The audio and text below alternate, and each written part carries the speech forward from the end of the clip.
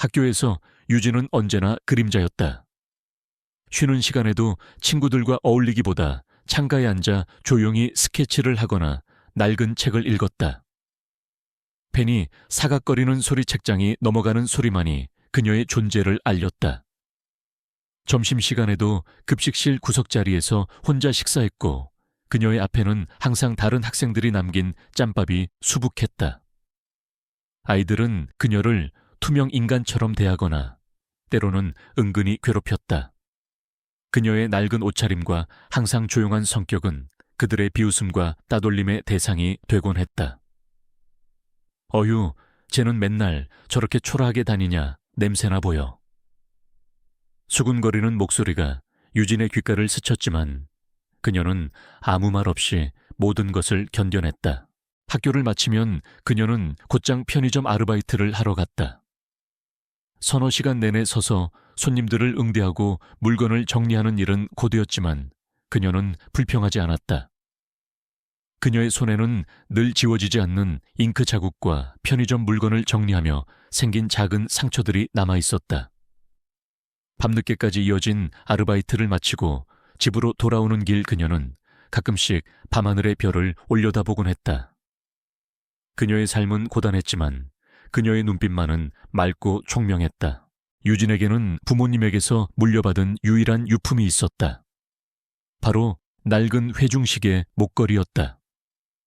은색으로 빛나는 시계는 세월의 흔적을 고스란히 담고 있었지만 유진은 늘 그것을 소중히 몸에 지니고 다녔다. 시계 내부에는 어린 시절 부모님의 희미한 사진과 알 수 없는 문양이 새겨져 있었다. 그녀는 부모님이 누구였는지, 왜 자신을 홀로 남겨두고 떠났는지 알지 못했다.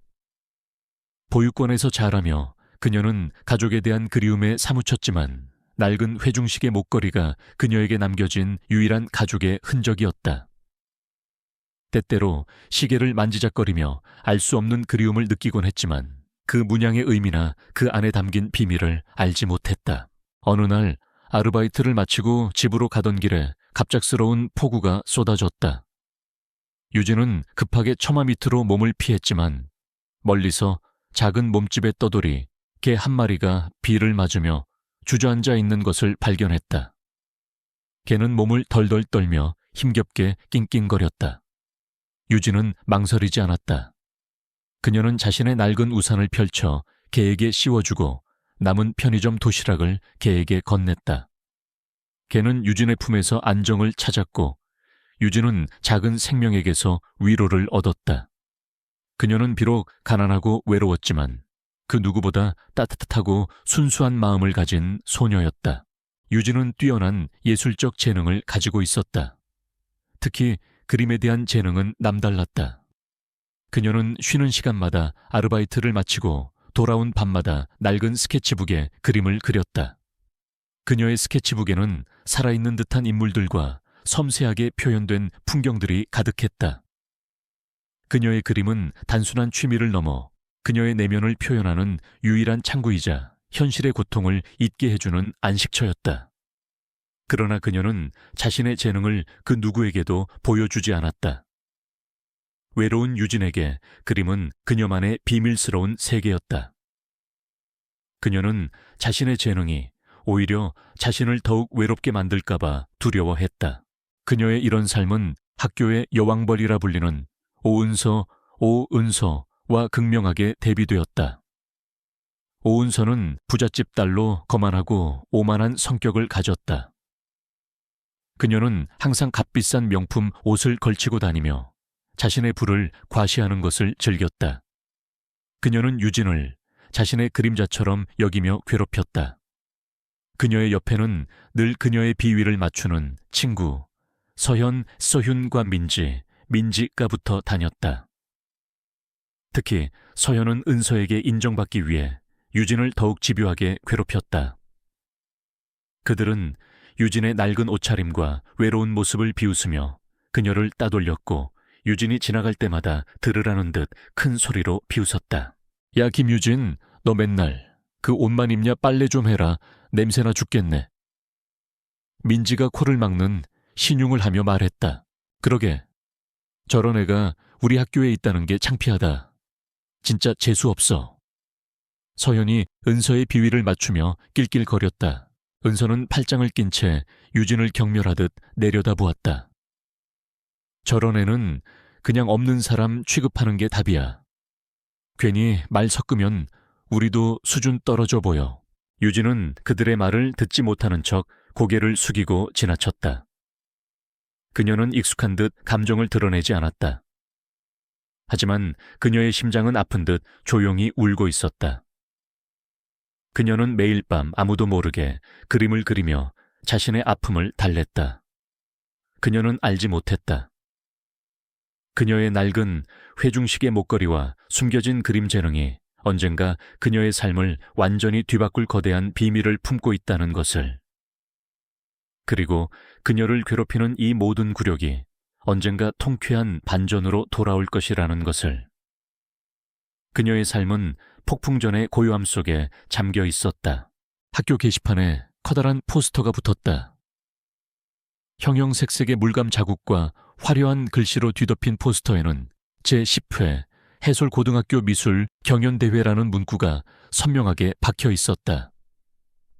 우승자에게는 해외 미술 유학 장학금 기회가 주어진다는 문구는 김유진, 유진의 눈길을 사로잡았다. 유진은 포스터 앞에서 한참을 망설였다. 자신의 그림 재능을 세상에 드러내고 싶다는 작은 희망이 그녀의 마음속에서 조용히 피어났다. 그녀의 낡은 스케치북 속 그림들은 살아 숨쉬는 듯했지만 세상의 빛을 본 적이 없었다. 어쩌면 이번이 그녀의 삶을 바꿀 수 있는 유일한 기회가 될지도 모른다는 막연한 기대를 품었다. 야, 김유진, 너 설마 저런 거에 관심 있는 거 아니지? 뒤에서 들려오는 날카로운 목소리에 유진은 몸을 움찔했다.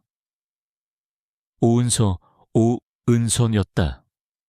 그녀는 한 손에 최신 명품 가방을 들고 다른 손으로는 친구 서윤과 민지의 어깨를 감싼 채 유진을 비웃듯 내려다보고 있었다. 니오 같은 애가 그림을 그릴 줄이나 알아.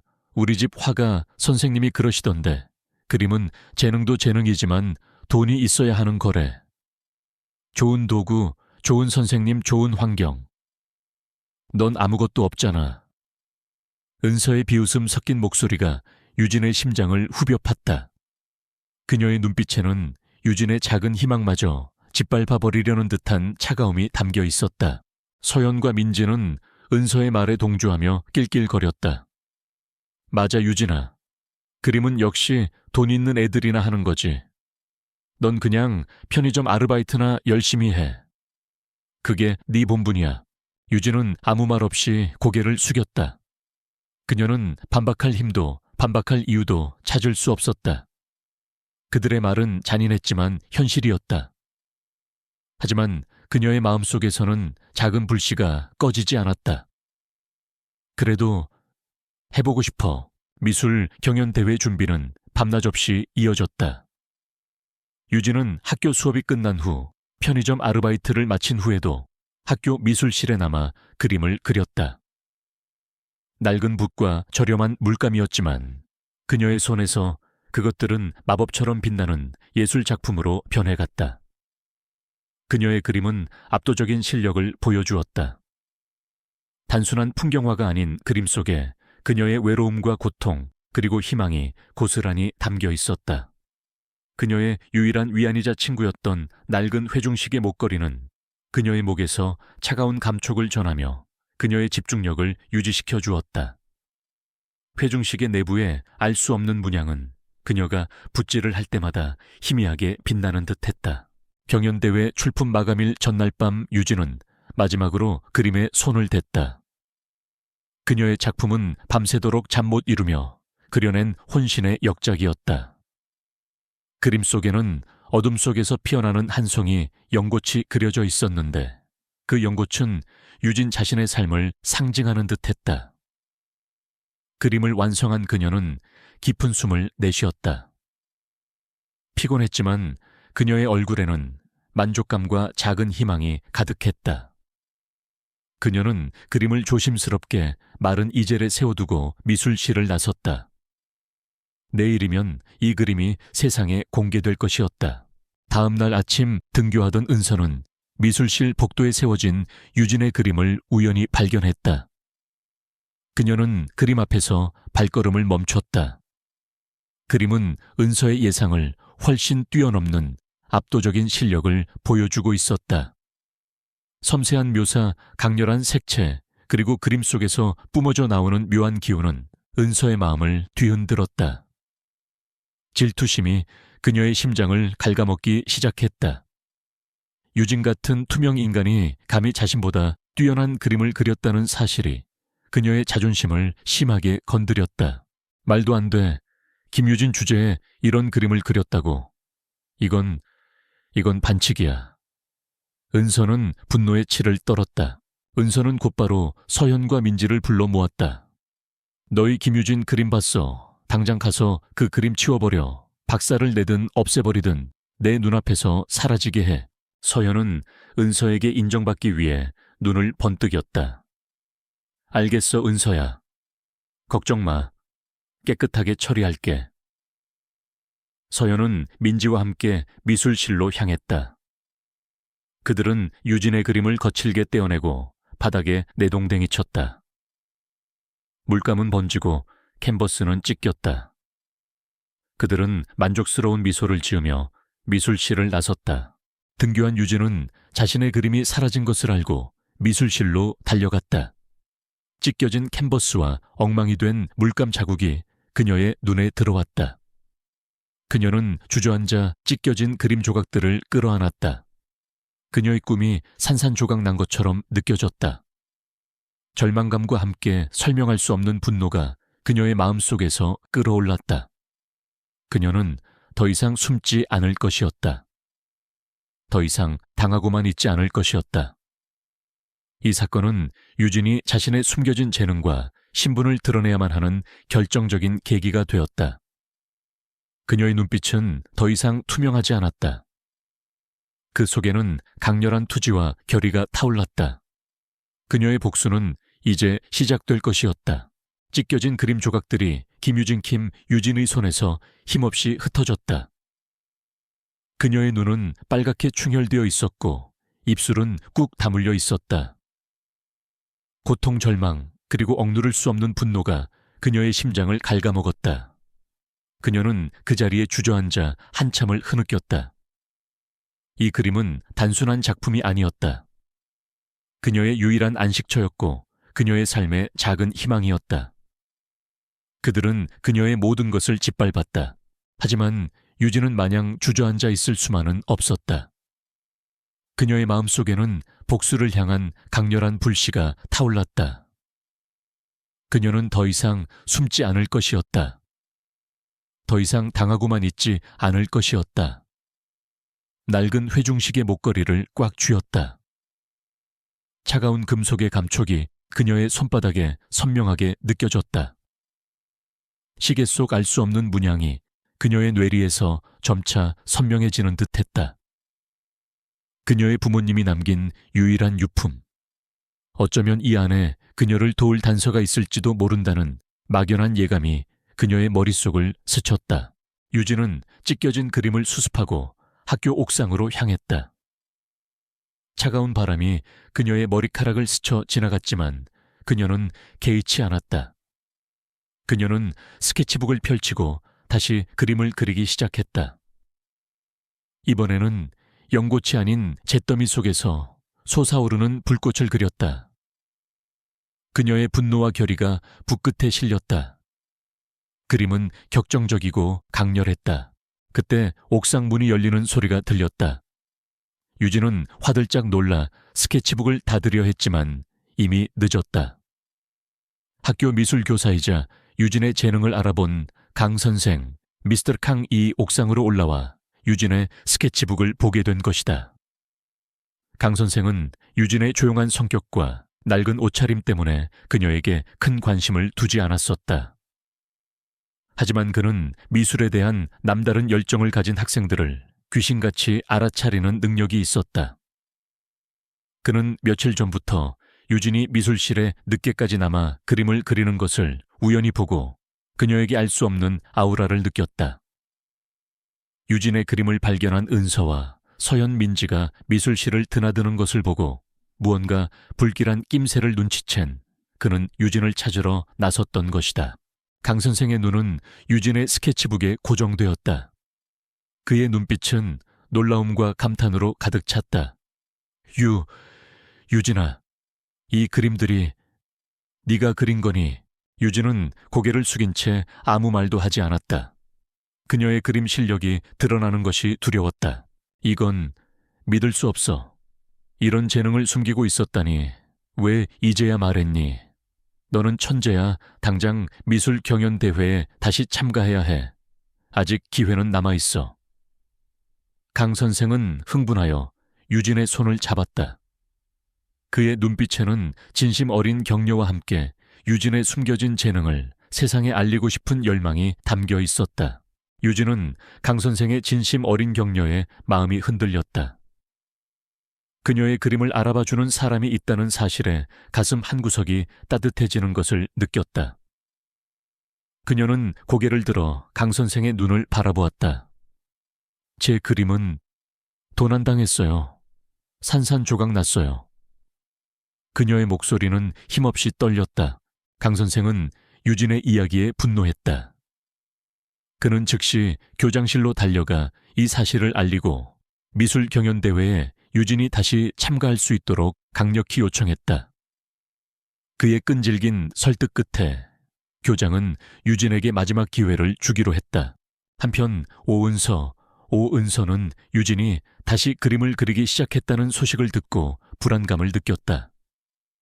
그녀는 미술실에 가보았지만 유진의 찢겨진 그림은 이미 사라지고 없었다.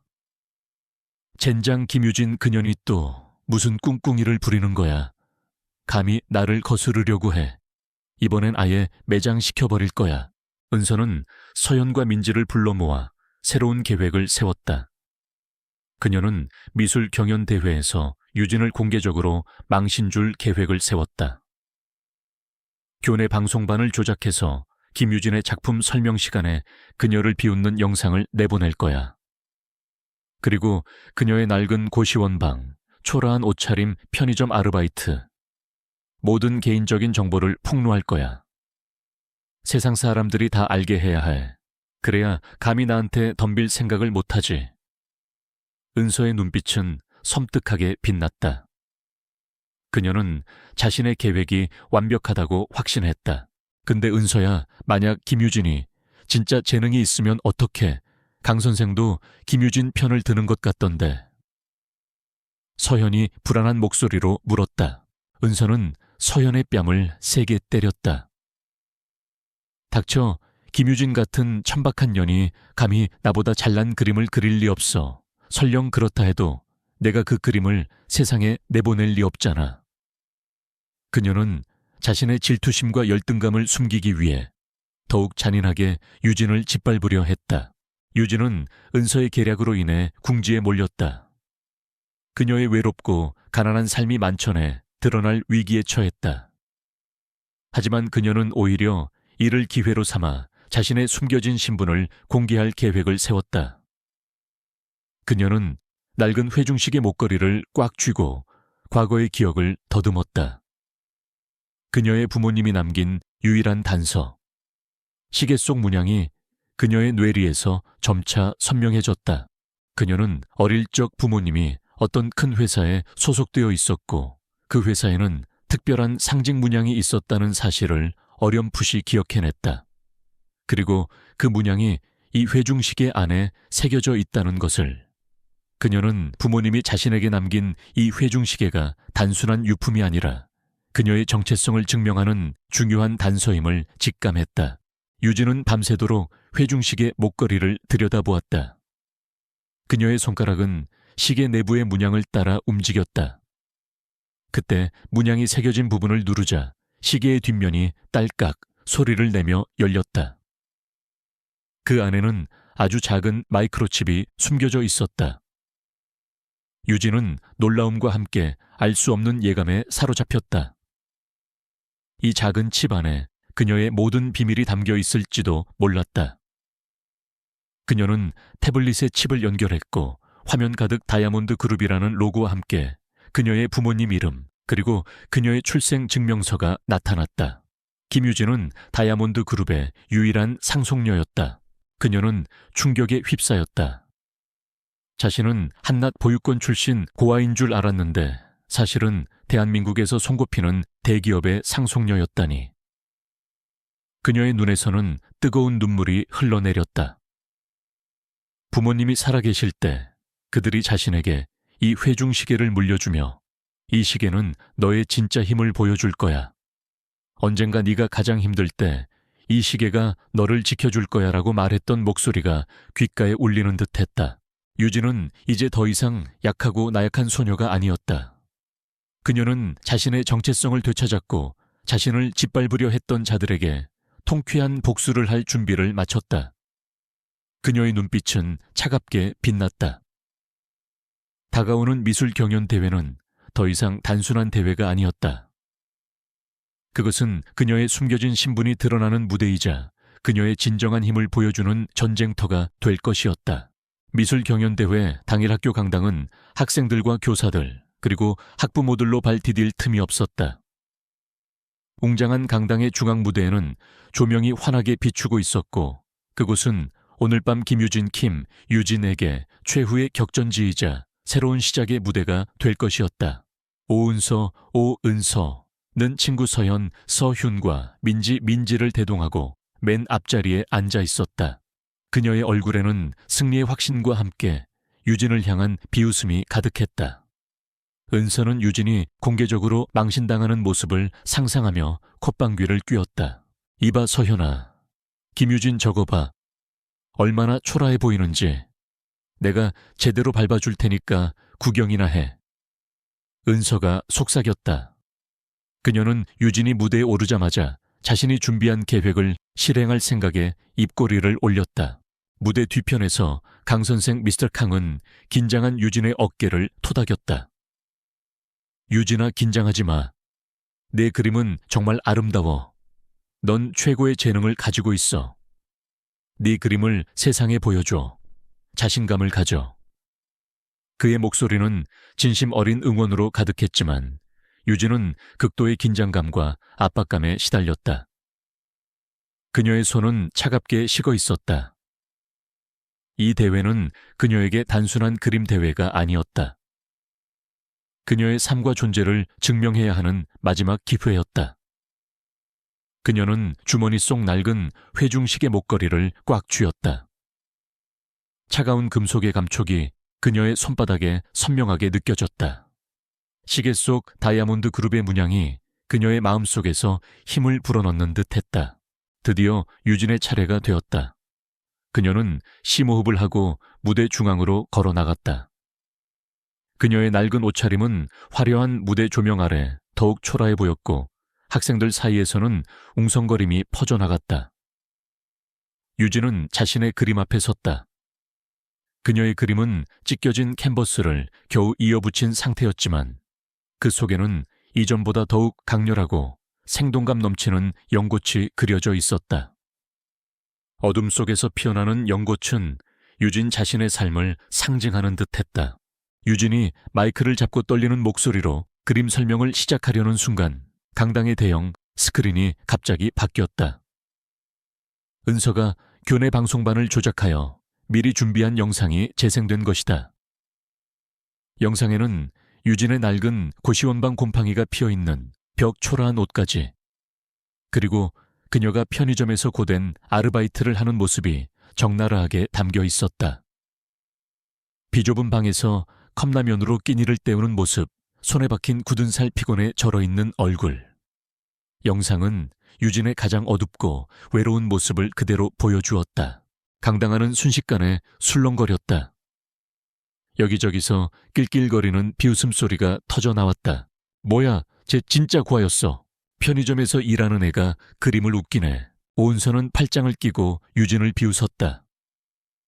어때 김유진, 내 초라한 현실이 공개되니까 기분이 어때? 감히 나한테 덤비려고 해.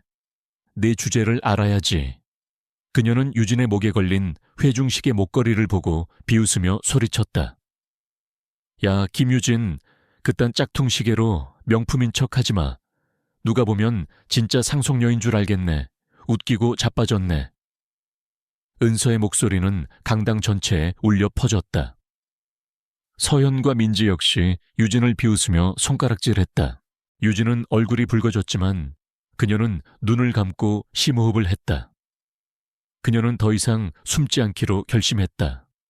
그녀는 주머니 속 회중시계 목걸이를 다시 한번 꽉 쥐었다.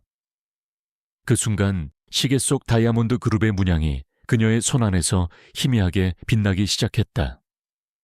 그녀는 그 빛이 자신에게 용기를 불어넣는 듯한 착각에 빠졌다. 바로 그때 강당문이 끽 소리를 내며 열렸다. 모든 시선이 문 쪽으로 향했다. 정장 차림의 건장한 남성들이 줄지어 들어섰고 그들의 선두에는 중후한 분위기의 남성, 바로 김 비서실장, 치프 킴이 서 있었다.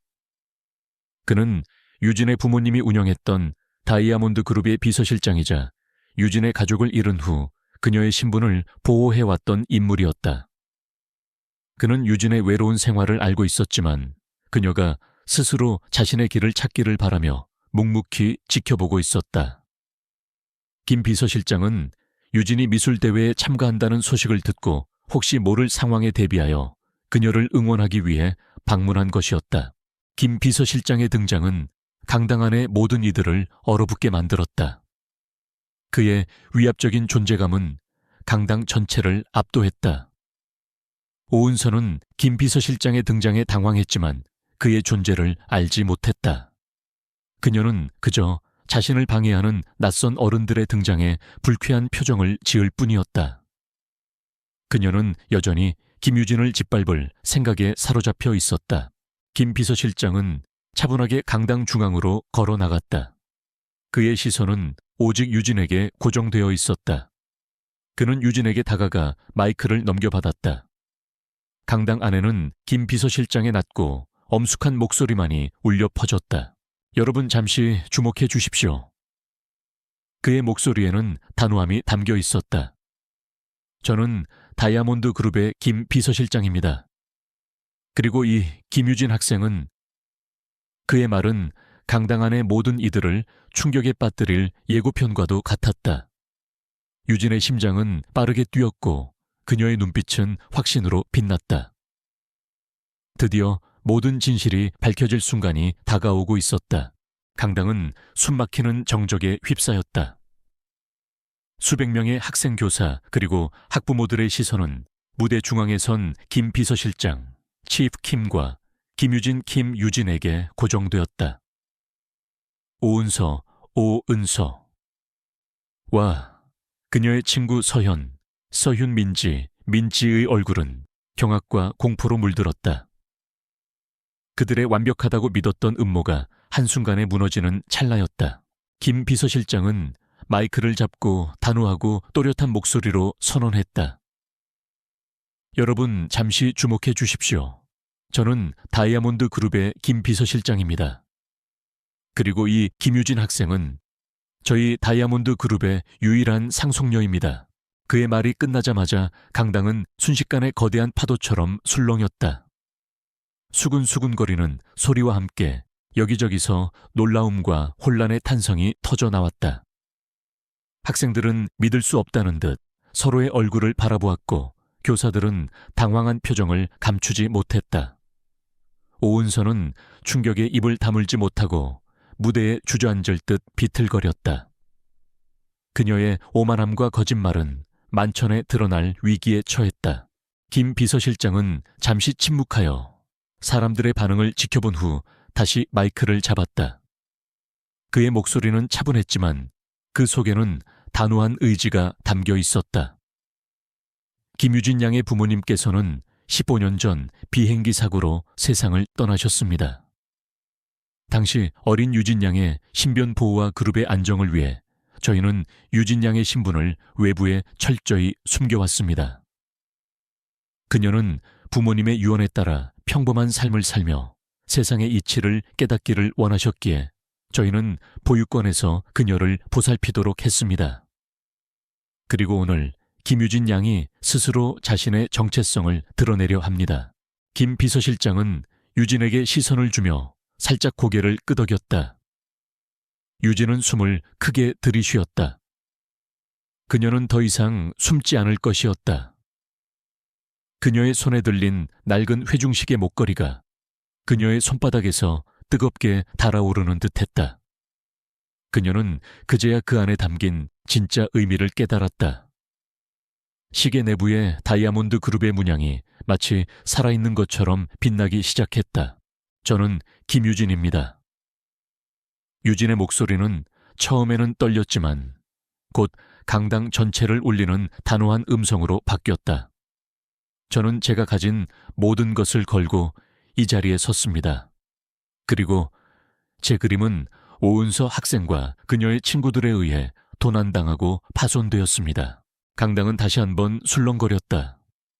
사람들의 시선은 순식간에 은서에게로 향했다.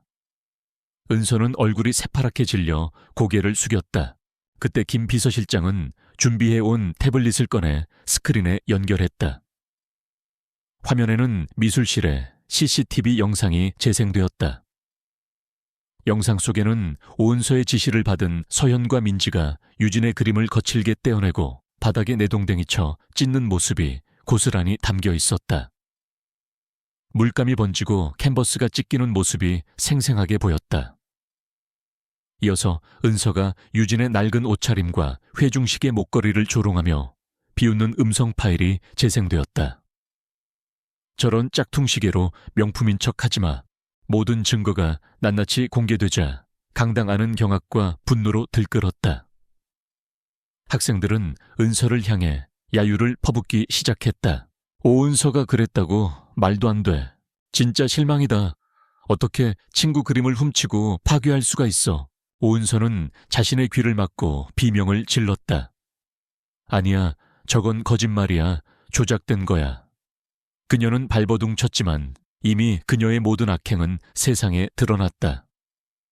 서현과 민지 역시 얼굴이 하얗게 질려 은서의 뒤에 숨었다. 유진은 찢겨진 캔버스 위에 그려진 자신의 연꽃 그림을 향해 손을 뻗었다. 그리고 그녀의 목소리는 더욱 힘을 얻었다. 이 그림은 제가 절망 속에서 피어낸 희망입니다. 설령 저의 그림이 산산조각 났을지라도 저는 다시 일어설 것입니다. 왜냐하면 저의 꿈과 재능은 그 누구도 빼앗을 수 없기 때문입니다. 그녀의 눈에서는 뜨거운 눈물이 흘러내렸지만 그 눈물은 약함이 아닌 강인함의 눈물이었다. 강 선생은 유진의 옆으로 다가가 그녀의 손을 잡았다. 그의 얼굴에는 감격과 함께 자랑스러움이 가득했다. 김유진 학생은 진정한 예술가입니다. 그녀의 그림은 그 어떤 것보다도 값지고 아름답습니다. 그녀는 오늘 우리에게 진정한 용기와 희망을 보여주었습니다. 장례는 삽시간에 혼란 속에서 환호성으로 바뀌었다. 학생들은 유진에게 박수와 응원을 보냈다. 그들의 눈빛은 더 이상 비웃음이 아닌 경외심과 감탄으로 빛나고 있었다.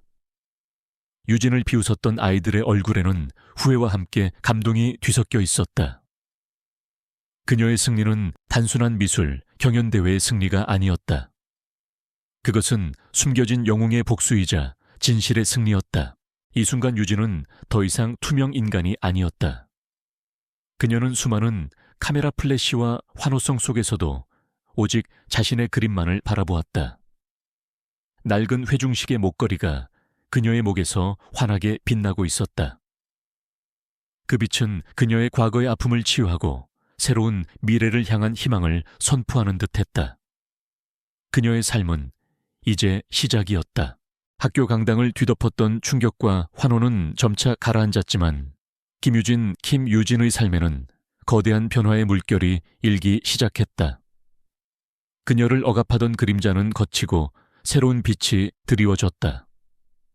김 비서실장, 치프 김의 발표와 CCTV 증거는 어은서, 오은서와 그녀의 친구 서현, 서윤민지, 민지의 모든 악행을 만천에 드러냈다. 오은서는 자신의 죄에 합당한 대가를 치렀다. 다이아몬드 그룹의 압력과 여론의 비난 속에 외운서의 부모님은 결국 그녀를 학교에서 강제 전학 조치시켰다. 그녀의 아버지가 운영하던 회사는 다이아몬드 그룹과의 모든 사업 관계가 끊기면서 심각한 경제적 위기에 직면했고 그녀의 가족은 파산 위기에 내몰렸다. 오만함과 질투로 가득했던 오은서는 하루아침에 모든 것을 잃고 말았다. 그녀는 자신이 그토록 경멸했던 유진보다 더 비참한 처지에 놓이게 되었다. 그녀의 마지막 모습은 분노와 좌절로 일그러진 얼굴이었다. 서현과 민지는 은서를 떠나 유진에게 용서를 구했다. 유진아, 정말 미안해. 우리가 잘못했어. 은서가 시켜서.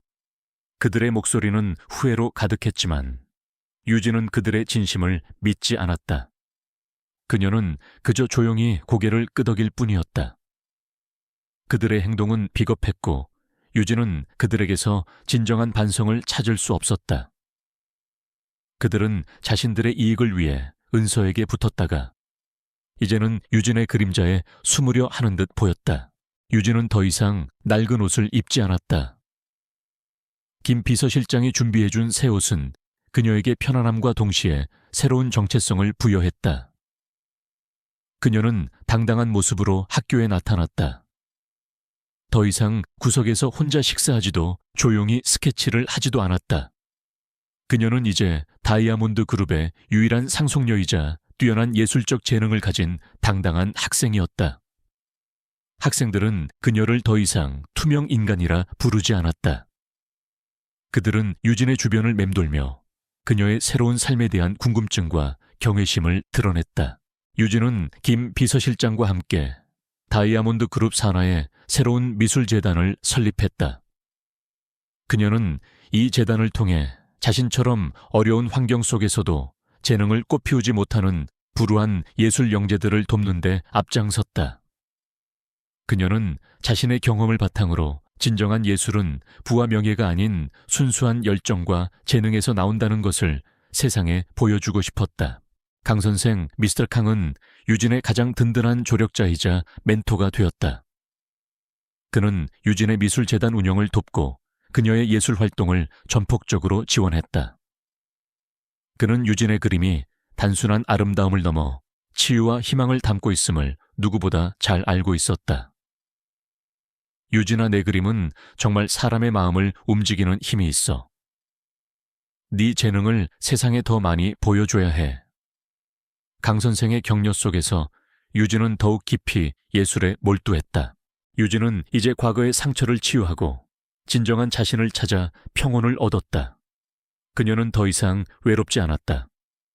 김 비서실장은 그녀에게 가족과 같은 존재가 되어 주었고 강 선생은 그녀의 정신적 지주가 되었다. 그녀의 낡은 회중식의 목걸이는 이제 단순한 유품이 아닌 그녀의 정체성과 희망을 상징하는 보물이 되었다. 그녀는 회중시계를 볼 때마다 부모님의 사랑과 자신에게 주어진 새로운 삶의 의미를 되새겼다. 어느 날 오후 유진은 미술재단 사무실에 앉아 새로운 재단 설립 계획서를 검토하고 있었다. 그녀의 얼굴에는 편안하고 온화한 미소가 어려 있었다. 그때 김 비서실장이 들어와 조용히 말했다. 아가씨, 다이아몬드 그룹 이사회에서 아가씨의 경영 참여를 강력히 요청하고 있습니다.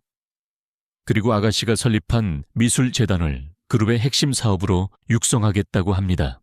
유진은 고개를 들었다. 그녀의 눈빛은 더 이상 과거의 불안함이 아닌 미래를 향한 확신과 자신감으로 빛났다. 비서실장님, 저는 이 재단을 통해 저와 같은 아이들에게 희망을 주고 싶습니다. 그리고 제 그림을 통해 세상에 긍정적인 메시지를 전달하고 싶습니다. 김 비서실장은 미소를 지으며 고개를 끄덕였다. 알겠습니다, 아가씨.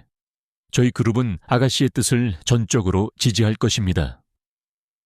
아가씨의 재능과 마음은 분명 이 세상을 더 나은 곳으로 만들 수 있을 것입니다.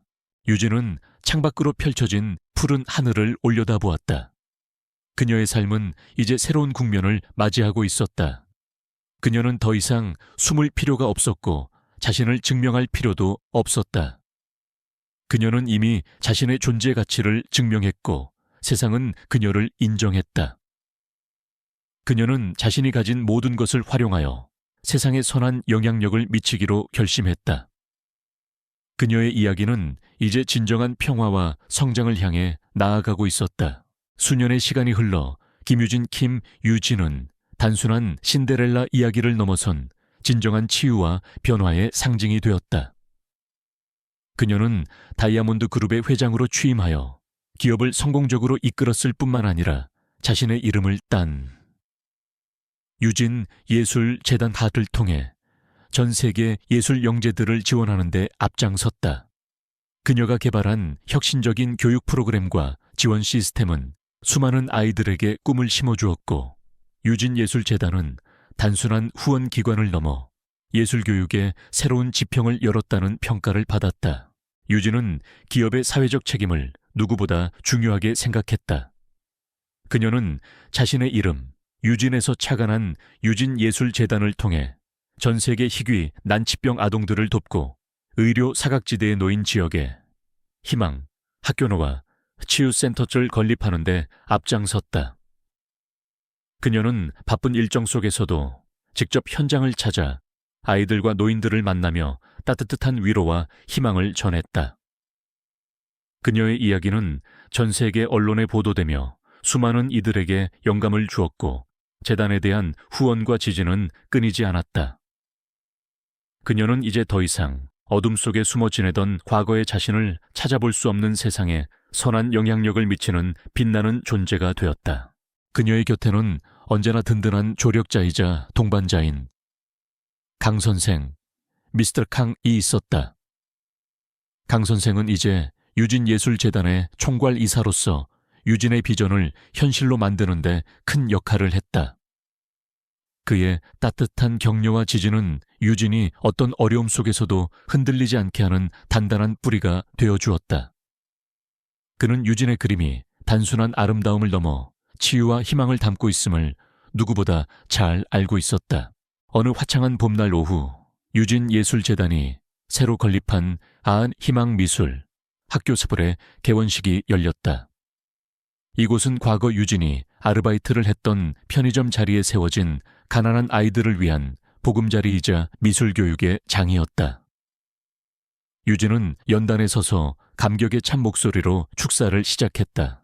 저는 이 작은 회중시계처럼 한때 아무것도 아니라고 생각했던 저의 삶이 오늘날 이렇게 많은 아이들에게 희망을 전할 수 있게 된 것에 진심으로 감사드립니다. 유진은 자신의 목에 걸린 낡은 회중시계 목걸이를 가리키며 말했다. 세월의 흔적이 묻어나는 시계는 이제 그녀의 정체성과 희망을 상징하는 보물이 되었다.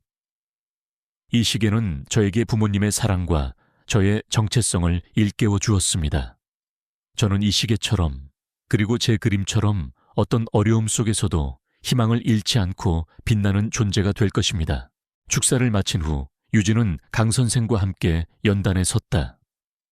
그들의 얼굴에는 서로에 대한 깊은 신뢰와 미래에 대한 확고한 희망이 담겨 있었다. 강 선생은 유진의 손을 잡고 따뜻하게 미소 지었다.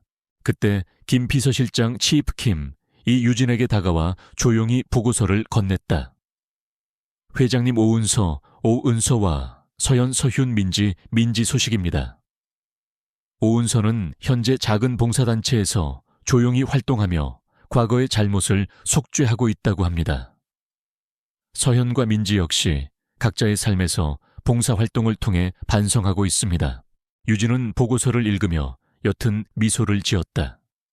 그녀의 눈빛에는 과거의 상처가 아닌 모든 것을 용서하고 포용하는 따뜻함이 깃들어 있었다. 그들은 혹독한 대가를 치렀지만 이제는 진정한 의미에서 타인을 돕는 삶을 시작하려 하는 듯 했다. 개원식이 끝난 후 유진은 강 선생과 함께 미술학교 옥상 정원에 올라 밤하늘을 올려다보았다. 수많은 별들이 쏟아져 내리는 밤하늘은 그들의 마음처럼 평화롭고 아름다웠다. 선생님, 저 별들 좀 봐요. 우리 아이들의 꿈처럼 반짝이는 것 같아요. 유진은 강 선생의 품에 안겨 말했다. 강 선생은 유진의 어깨를 감싸 안았다. 그래, 유진아. 네가 뿌린 희망의 씨앗이 이렇게 아름다운 별이 되어 빛나고 있구나. 너는 진정 이 시대의 가장 빛나는 별이야. 유진의 손목에는 낡은 회중식의 목걸이가 빛나고 있었고 그 속에는 이제 더 이상 희미하지 않은 부모님의 미소와 새로운 삶을 살아가는 유진의 당당한 모습이 담겨 있었다. 김유진은 더 이상 외로웠던 과거의 투명 인간이 아니었다. 그녀는 진정한 자신을 찾았고 자신의 재능으로 세상을 이롭게 하며 두 번째 봄을 맞이했다. 그녀의 삶은 이제 시작이었다. 그녀는 영원히 빛나는 연고처럼 세상의 어둠을 밝히는 존재로 기억될 것이다. 이 감동적인 이야기가 당신의 마음에 닿았나요? 저희 채널을 구독하고 더 많은 감동과 반전으로 가득한 이야기를 만나보세요. 다음 영상에서 또 다른 기적 같은 이야기로 찾아뵙겠습니다. 김유진에게 학교는 거대한 회색 도화지 같았다. 그녀는 그 위에 존재하지 않는 투명한 선으로만 그려진 듯 했다. 새벽 5시 30분, 낡은 자명종 소리가 단칸방의 정적을 깨뜨렸다. 창문 틈새로 스며드는 희미한 아침 햇살은 그녀의 낡은 이불 위에서 맥없이 부서졌다. 물을 데워 컵라면에 붓고 한 끼를 대충 때운 유진은 어제 입었던 교복을 다시 걸쳤다. 닳고 다른 낡은 운동화는 그녀의 발에 익숙하게 감겼다. 그녀는 오늘도 투명 인간처럼 학교를 오고 갈 것이었다.